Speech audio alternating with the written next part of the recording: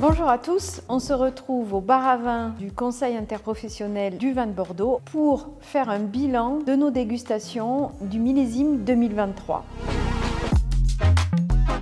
Il a une météo qui est contrastée, mais qui est allée en s'améliorant et en déployant des conditions favorables dans la partie médocaine. En particulier, les vignobles de Saint-Estèphe et de Pauillac.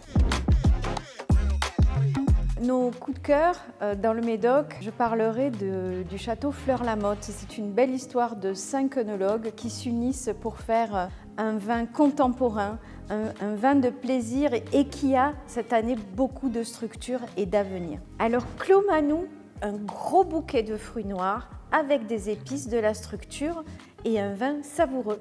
Pour illustrer ce grand choix dans les assemblages, je voudrais parler de Beausite, dont les rendements sont passés de 12 à 48 hecto-hectares cette année. Donc le maître de chai s'est retrouvé avec une panoplie formidable et a composé un vin qui doit être dans la cave de tout amateur. À Pauillac, on a été séduit par Croisé-Bage avec beaucoup de finesse, avec de l'élan, avec de la structure, un grand fruité, de l'élégance et là aussi 70% de Cabernet qui ont fait la différence. On va bientôt inaugurer le nouveau site de Grand Puy du Casse à Pauillac et ce millésime 2023 a été concocté, mitonné dans le nouveau cuvier avec une expression aromatique extrêmement séduisante et bien caractéristique de son appellation. À Saint-Julien, Léoville-Poix-Ferré, c'est la force tranquille. Une puissance qui est encore contenue, qui est très enrobée et qui développe